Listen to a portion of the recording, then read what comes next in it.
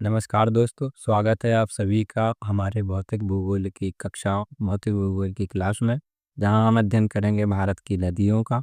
इसलिए यहां से हम क्लास को शुरू करते हैं। पहले हम नदियों का परिचय देखेंगे, नदियां क्या कहलाती है। यहाँ से शुरुआत करते हैं अपने आज के लेक्चर की। भारत नदियों का देश कहलाता है। ये आप लोगों को पता ही होगा। हमारा जो भारत देश है उसमें बहुत सारी नदियां पाई जाती हैं, जो भारत की कृषि के लिए एक वरदान भी है। यहाँ से शुरू करेंगे। भारत नदियों का देश कहलाता है। यहाँ की नदियां न केवल भौगोलिक दृष्टि से महत्वपूर्ण है, बल्कि आर्थिक, सांस्कृतिक और धार्मिक जीवन का भी आधार है। भारत की नदियों को दो प्रमुख समूहों में बांटा गया है। वो कौन कौन से समूह है? पहला आता है हिमालयी नदियाँ और दूसरा समूह है प्रायद्वीपीय नदियाँ। हम एक एक करके दोनों तरह की नदियों का अध्ययन करेंगे। पहले हम देखेंगे हिमालय से निकलने वाली नदियाँ, और उसके बाद हम पढ़ेंगे प्रायद्वीपीय नदियों का अध्ययन करेंगे। अभी बढ़ जाते हैं। यहाँ देखेंगे हम हिमालयी नदियाँ। यहाँ हम हिमालयी नदियों को देखेंगे। ये नदियाँ हिमालय पर्वत से निकलती हैं और अधिकांश अधिकांश नदियाँ साल भर जलयुक्त होती हैं, क्योंकि इनका जल स्रोत हिमनद और बढ़ता होती है। हिमालय से जो निकलने वाली नदियाँ हैं, उनका जल स्रोत मतलब जहाँ से ये नदियाँ बहती हैं, जहाँ से ये नदियाँ निकलती हैं, उनके जल स्रोत या तो बर्फ़ के हिमनद होते हैं, या फिर बर्फ़ के हिमनद होते हैं और वर्षा भी होती है। दोनों तरह की चीज़ें होती हैं। मुख्यतः यहाँ कौन कौन सी मुख्यतः मुख्य तीन नदी प्रणाली हिमालय से निकलने वाली मुख्यतः तीन नदी प्रणाली हैं। इनका हम एक एक करके अध्ययन करेंगे। पहले हम देख लेते हैं सिंधु नदी प्रणाली को। तो सिंधु रिवर है वो यहाँ से सिंधु रिवर है वो यहाँ से मानसरोवर झील से यहाँ से निकलती है, जो कि तिब्बत चीन में पड़ता है। यहाँ से निकलते हुए यहाँ इस तरह ऊपर जाती है, यहाँ भारत में एंटर करते हुए इस तरह लद्दाख और जम्मू कश्मीर वाले रीजन से इस तरह होते हुए और यहाँ के पाकिस्तान में गुजरात के पास पाकिस्तान वाले क्षेत्र में अपना जल अरब सागर में गिरा देती है। इसकी सहायक नदियाँ भी हैं। तो इसकी सबसे बड़ी जो सहायक नदी है वो सतलुज है, जो कि राक्षस ताल झील से तिब्बत से ही निकलती है, और ये कुछ इस तरह से जाती है, भारत में इंटर करती है यहाँ से इस तरह से, और ये आके आखिर में पाकिस्तान में अपना पानी सिंधु नदी में मिला देती है। इसकी और भी सहायक नदियां हैं। यहाँ से निकलती है झेलम रिवर, जो कि इसकी दूसरी सबसे लंबी सहायक रिवर है, और ये अपना पानी सतलुज नदी में गिराती है। और भी नदियां हैं। यहाँ से चेनाब रिवर निकलती है, वो भी अपना पानी झेलम रिवर में गिरा देती है। यहाँ से रावी नदी निकलती है, जो कि अपना पानी चेनाब रिवर में गिराती है। और एक नदी यहाँ से भी निकलती है, जिसे ब्यास के नाम से जानते हैं। ब्यास नदी भी अपना पानी सतलुज नदी में गिरा देती है। तो हमने ये देखा अभी सिंधु नदी तंत्र की सहायक नदियां भी है। सिंधु नदी तंत्र की मुख्यतः 5 सहायक नदियां हैं। इसमें सबसे बड़ी जो सहायक नदी है वो सतलुज है, और दूसरी सबसे बड़ी सहायक नदी जो है वो झेलम है। तो आगे देख लेते हैं।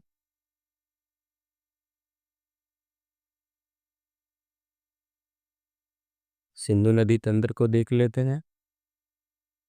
उद्गम कहाँ से होता है, हमने अभी आपको बताया। उद्गम होता है मानसरोवर झील के निकट, जो कि तिब्बत कहाँ कौन से वाले देश के पड़ता है, तो ये चीन में है। भारत में जम्मू कश्मीर में प्रवेश करती है। इसकी प्रमुख सहायक नदियाँ कौन सी हैं? झेलम है, चेनाब है, रावी है, ब्यास है और सतलुज रिवर इसकी प्रमुख सहायक रिवर है। पाकिस्तान में पाकिस्तान में पाकिस्तान से पाकिस्तान में मिलकर अरब सागर में अपना जल गिरा देती है। इस नदी पर एक जल विवाद भी है, सिंधु जल सन्नी, मतलब इस नदी पे जल के लिए विवाद भी है दो देशों के बीच, भारत और पाकिस्तान के बीच। उसको विवाद को सुलझाने के लिए एक संधि हुई थी, जो कि कब हुई थी? 1960 ईस्वी में भारत और पाकिस्तान के बीच संधि हुई थी 1960 में।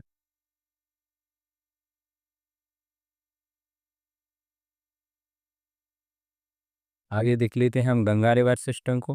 तो सबसे पहले हम देखेंगे गंगा का उद्गम कहाँ से होता है। अपनी जो गंगा की जो मेन स्ट्रीम है वो किन किन नदियों से मिलकर गंगा रिवर बनती है।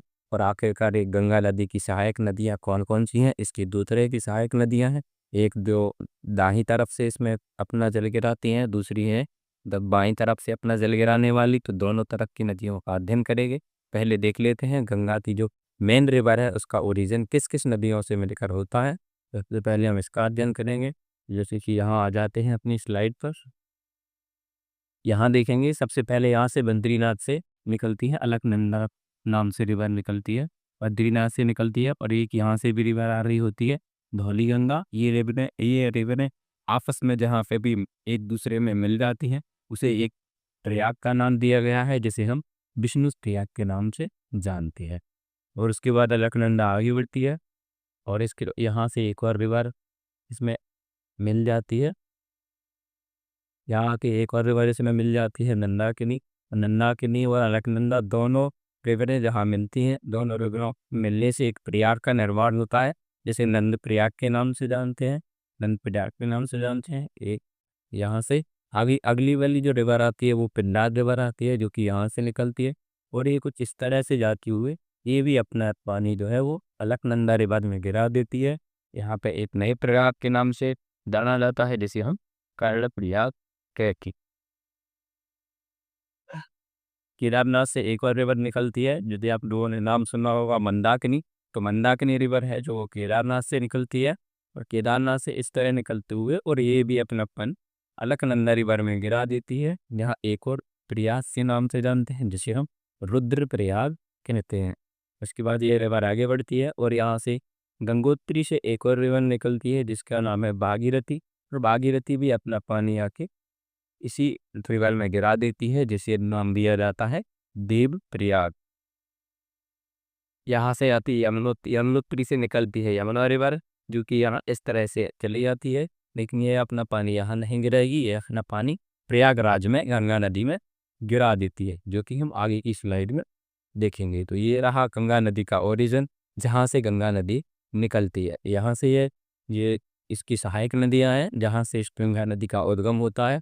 यहाँ से ये सारी नदियों का जल लेके गंगा नदी भारत के उत्तरी मैदानों में प्रवेश करती है।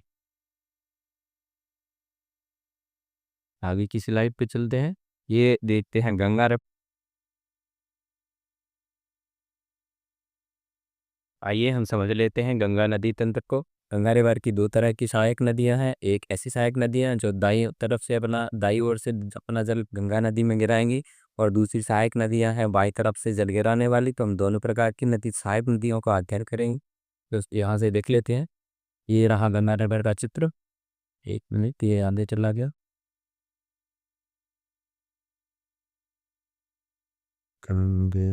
अभी चलिए देख लेते हैं इसको।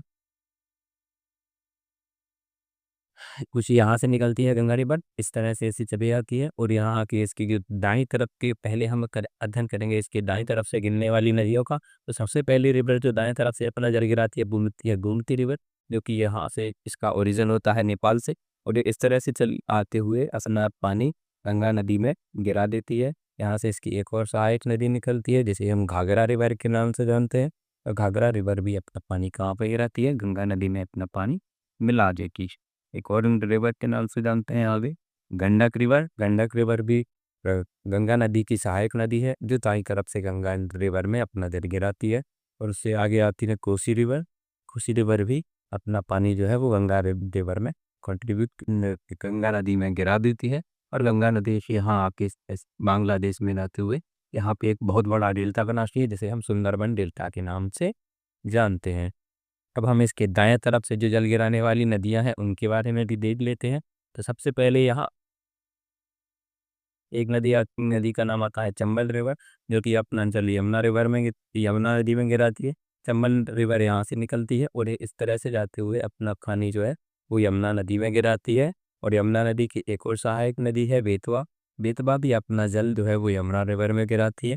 और यही यमुना रिवर यहाँ से ओरिजिन होके इस तरह से, और ये भी अपना पानी आगे जाके गंगा नदी में मिला देती है। इसकी एक और सहायक नदी है जिसे हम सोन के नाम से जानते हैं। सोन रिवर भी अपना पानी जो है वो गंगा नदी में दाईं तरफ से गिराती है। आगे चलते हैं आगे की स्लाइड पे। ये रहा गंगा नदी प्रणाली, इसको एक बार में देख लेते हैं।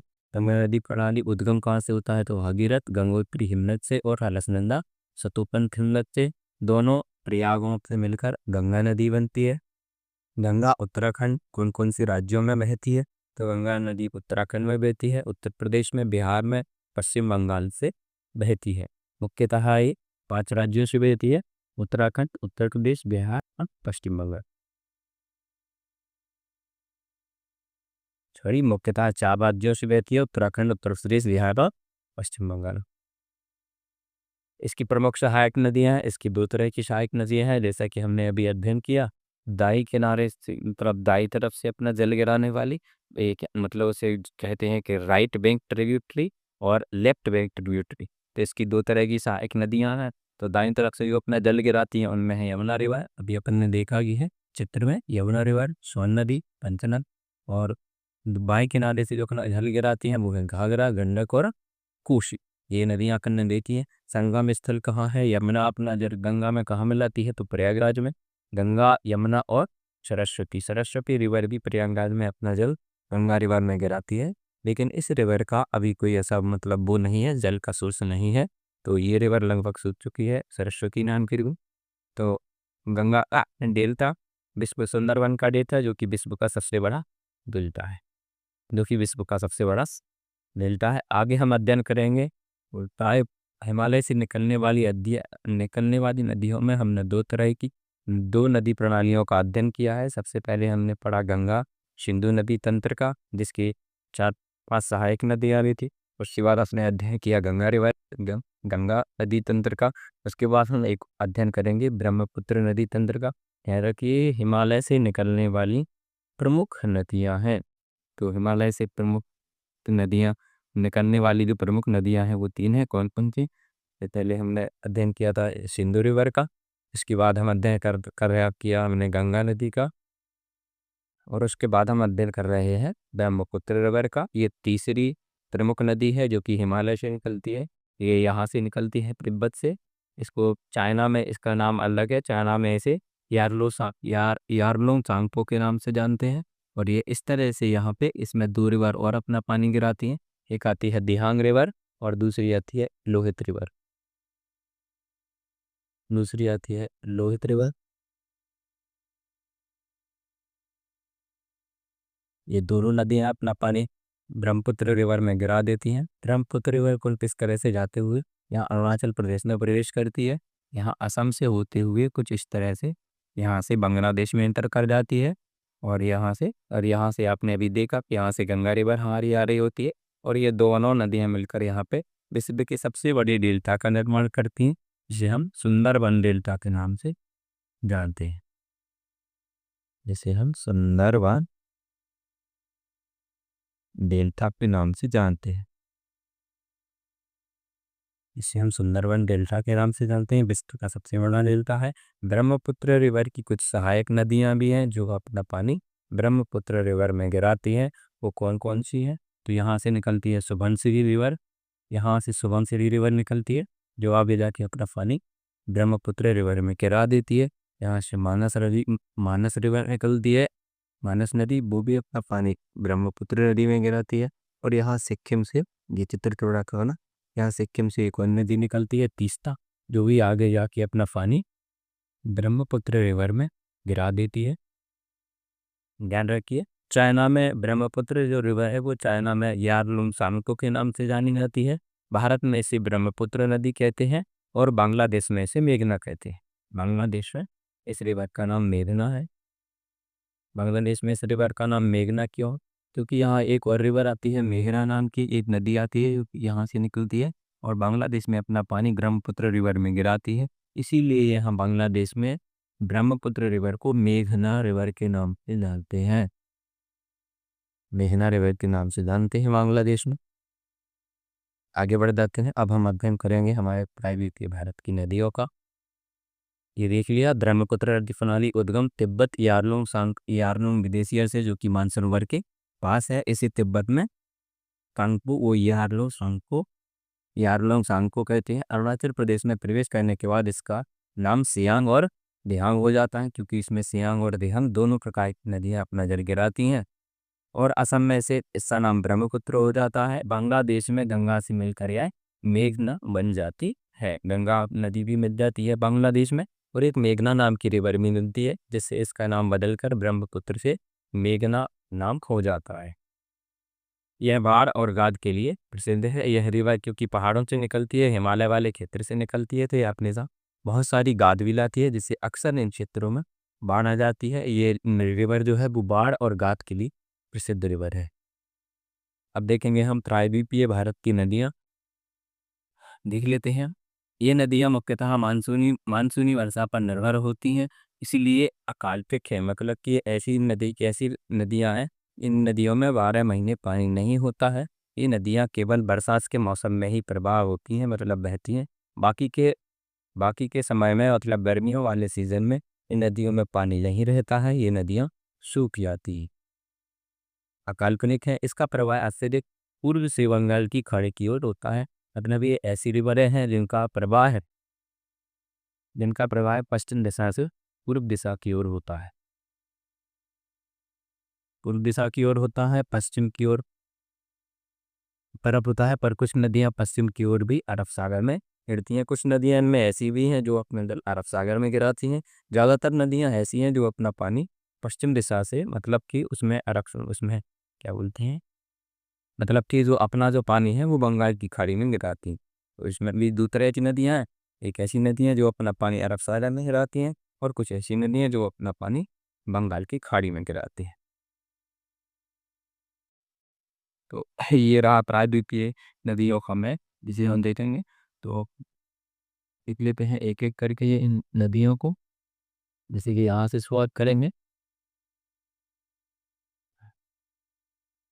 यहाँ से निकलती है नर्मदा रिवर।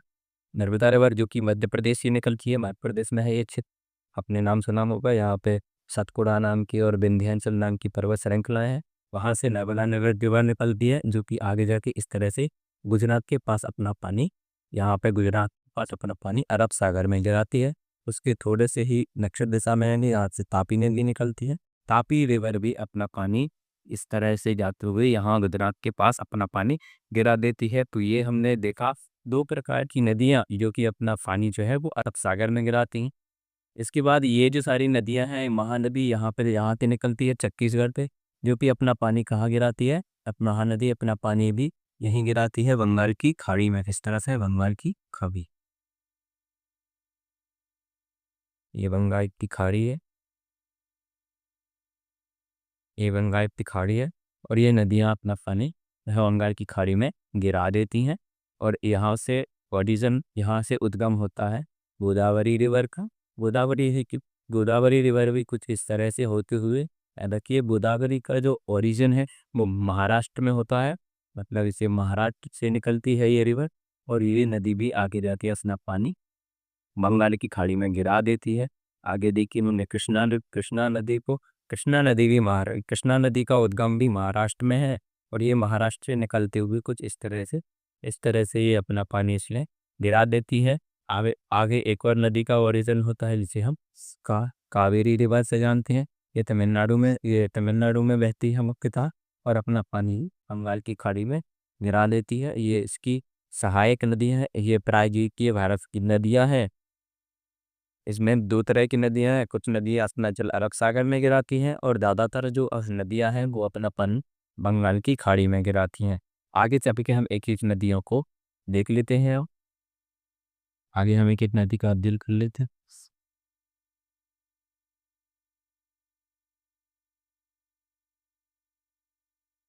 पूर्वमुखी नदियों का मतलब है ऐसी नदियां जो कि अपना जल जो है वो पूर्व दिशा की ओर, मतलब कि अपना जल जो है वो बंगाल की खाड़ी में गिराती हैं। तो इनमें कौन सी रिवर है, तो पहले नाम आता है गोदावरी रिवर। गोदावरी उद्गम कहाँ होता है, नासिक महाराष्ट्र में। लंबाई कितनी है इस नदी की, लंबाई है 1465 किलोमीटर। दक्षिण भारत की सबसे लंबी नदी है गोदावरी, दक्षिण भारत की सबसे लंबी रिवर है। लंबाई है 4,1463 किलोमीटर। उद्गम उपनाम इसका क्या है, तो इसे दक्षिण की गंगा भी कहते हैं, क्योंकि ये बहुत सारा पानी लेके जाती है, और ये दक्षिण प्रायद्वीपीय भारत की बड़ी नदी ही है, इसीलिए इसका उपनाम क्या है, दक्षिणी गंगा। इसकी प्रमुख सहायक नदियाँ हैं, तो सहायक नदियाँ इसकी कौन सी है? प्राणहिता इसकी सहायक नदी है, इंद्रावती इसकी सहायक नदी है, और एक और का नाम का है मंजीरा भी इसकी सहायक नदी है। आगे आ जाते हैं कृष्णा रिवर। कृष्णा रिवर का उद्गम होता है महाबलेश्वर, महाराष्ट्र से। इसकी प्रमुख सहायक नदियाँ, तो इसकी सहायक नदी है भीमा, तुंगभद्रा। और आगे देखते हैं कावेरी रिवर। कावेरी रिवर का उद्गम होता है ब्रह्मगिरी पहाड़ियों से। कहाँ से? कर्नाटक से। राज्य कौन से हैं? तो कर्नाटक और तमिलनाडु। मुख्यतः दो राज्यों में बहती है। कौन कौन से? कर्नाटक में और तमिलनाडु में। गिराव कहाँ होता है? मतलब ये रिवर जो है वो अपना पानी कहाँ गिराती है? ये रिवर अपना पानी गिराती है बंगाल की खाड़ी में, मयूरभंज डेल्टा बनाती है। महानदी को देख लेते हैं। उद्गम कहाँ से होता है? तो छत्तीसगढ़। छत्तीसगढ़ के पास सीतागढ़ी जिले से गिराती कहाँ है अपना पानी? तो बंगाल की खाड़ी में गिराती है, कटक के पास। अब ऐसी नदियां देखते हैं जो पश्चिम दिशा में है कि अरब सागर में अपना जल गिराती हैं। उनमें मुख्यतः कौन कौन सी नदी है? उनमें है नर्मदा, जो कि अमरकंटक पर्वत कहाँ से निकलती है? मध्य प्रदेश से। बहाव किस तरफ होता है? नर्मदा घाटी के बीच, सतपुड़ा और विंध्याचल के बीच जो नर्मदा रिवर है वो सतपुड़ा पर्वत और विंध्याचल पर्वत दोनों पर्वतों के बीच में बहती है। दोनों पर्वतों के बीच से खाई बना के ये नदी बहती है और आगे जाके अपना पानी कहाँ गिराती है? तो ये आगे जाके अपना पानी बंगाल अरब सागर में गिराती है, गुजरात वाली साइड अरब सागर में गिराती है। एकदम गिराव कहाँ है? अरब सागर में, भरूच के पास। आगे आगे एक और रिवर है रे। ये कहाँ है यार? तो आगे इसके बाद आती है प्रायद्वीप के भारत की तापी रिवर। इसका उद्गम होता है सतपुड़ा पर्वत, मध्य प्रदेश से। अपना जल कहाँ गिराती है?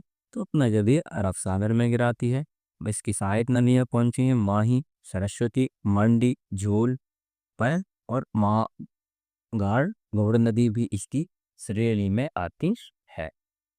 ये हमने अध्ययन किया हमारे भारत की नदियों का, जिसमें हमने दो तरह की नदियों का अध्ययन किया है, हिमालय से निकलने वाली नदियाँ और ऐसी नदियाँ जो प्रायद्वीपीय भारत में बहती हैं। हिमालय से निकलने वाली नदियों में प्रमुखतः हमने 3 प्रकार की नदियों का अध्ययन किया है: सिंधु नदी तंत्र, गंगा नदी तंत्र और ब्रह्मपुत्र नदी तंत्र।